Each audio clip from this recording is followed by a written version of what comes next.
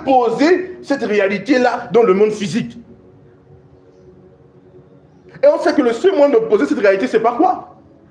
C'est par la foi. C'est pourquoi il dit quoi? Il dit combat le bon combat de la foi. Amen. Il dit quoi? Alléluia. Donc il dit Timothée, tu ne peux pas. Si tu ne combats pas le bon combat de la foi, c'est pas possible. Maintenant, il y a des chrétiens qui ont décidé de ne pas combattre le bon combat de la foi. Ça veut dire quoi? Ils vivent ce qu'ils doivent vivre.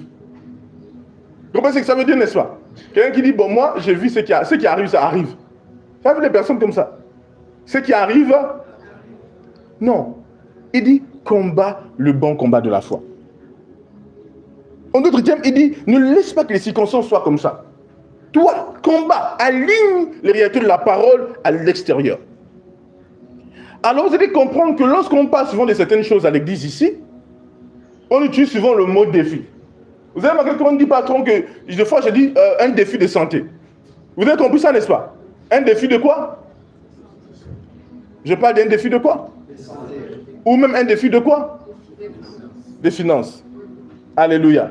Quand je dis défi de santé, pourquoi j'utilise le terme défi? Parce que c'est un défi qui doit être relevé. Quelqu'un me suit ici? C'est un défi qui doit être relevé. Ce n'est pas un problème.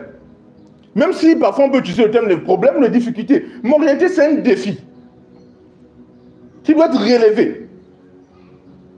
Quelqu'un me suit ici? Tu dois relever le défi et obtenir la victoire. Tu dois relever le défi de cette lutte, ce combat-là, et avoir la victoire. Parce que dès qu'on comprend une chose, légalement en Christ, nous avons la victoire.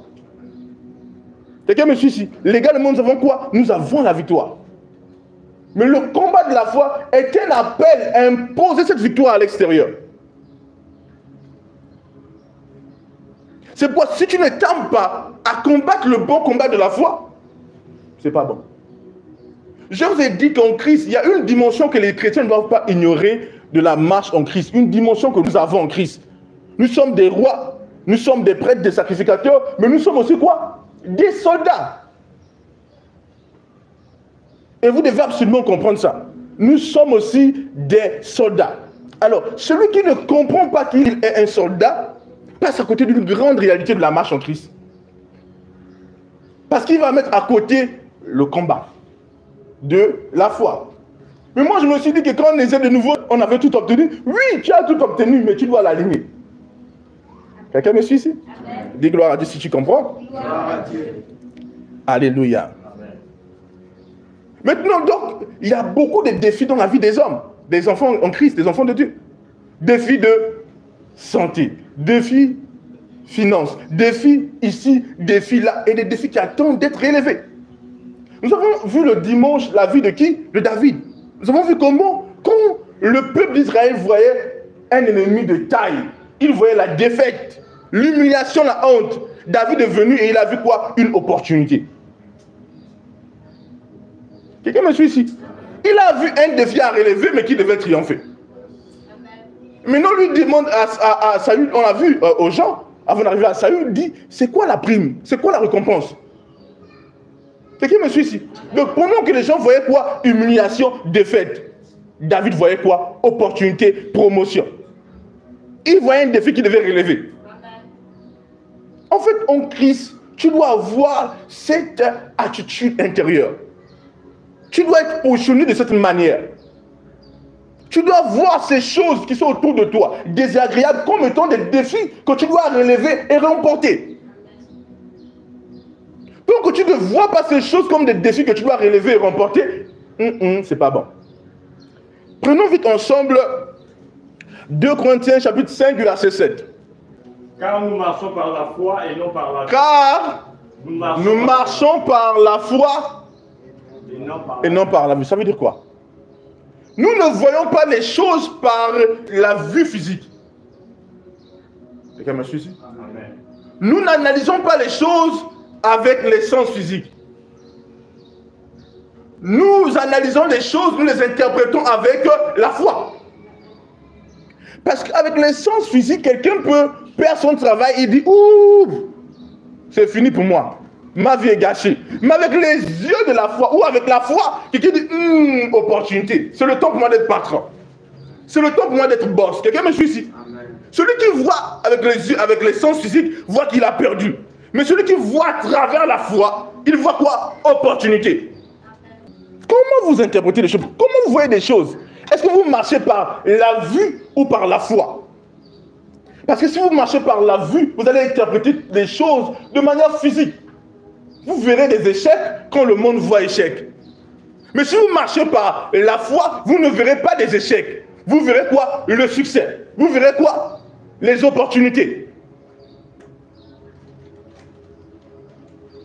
Vous devez le comprendre. J'ai dit quoi? Absolument. Qui marche par la vue? Hein? Qui marche par la vue ici? Qui reconnaît qu'à certains moments il a marché par la vue dans certains domaines? Lève la main. Il y a des super spirituels qui disent moi non. Alléluia. Amen. Mais non, qui décide de marcher par la foi dans ce domaine? Parce que marcher par la vue, ça va t'emmener à te plaindre. La foi ne te met pas dans les plaintes. Oh, mais tu comme ça. Les gens qui n'ont pas la foi se plaignent beaucoup.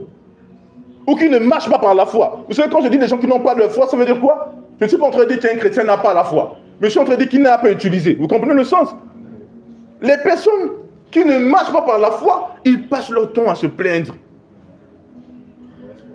Ils vont parler de ça, ils vont dire ceci, ils vont voir tout du mauvais œil. Vous avez entendu l'expression là? C'est que la personne voit tout du mauvais œil. La personne voit les complications, voit, oh ça ne va pas marcher. Frère, nous dans le travail des choses de Dieu là, on voit toute qualité de personnes. Il y a des personnes qui viennent, ils sont juste noirs. Tu dis, ose croire. C'est ce que le Seigneur Jésus a dit. Dans Marc chapitre 9, verset 23. Il dit, si tu peux, tout est possible à celui qui croit. Il dit, est-ce que tu peux oser croire? Alléluia. C'est une marche et tout eux est sombre. Oh là, ça va être compliqué. Il y a des gens qui posent des dossiers pour l'emploi. Ils se disent, oh, la manière qu'il m'a regardé. Non, c'est fini. Vous avez vu des gens comme ça? Non, il m'a mal regardé. Là, il sait que c'est fini pour moi. Il y a des gens qui pronostiquent l'échec, ou même on n'a pas donné le verdict d'échec. Parce qu'ils regardent avec les yeux physiques. Mais il dit non! Ne marchez pas par... Mais marchez par quoi? La foi. La foi ne voit pas des complications. La foi ne voit pas les problèmes. Et la foi voit les opportunités. La foi voit les accès. Quand quelqu'un voit, il n'y a pas de porte. La foi voit des portes où il n'y a pas de porte. La foi voit la lumière où il y a des ténèbres. Tout le monde me suit ici. Qu'est-ce que tu décides d'utiliser dans cette marche? Qu'est-ce que tu décides? Je dis, qu'est-ce que tu décides? Vas-tu marcher par la foi ou par l'essence? Vas-tu interpréter les choses par la foi ou par quoi? Par l'essence.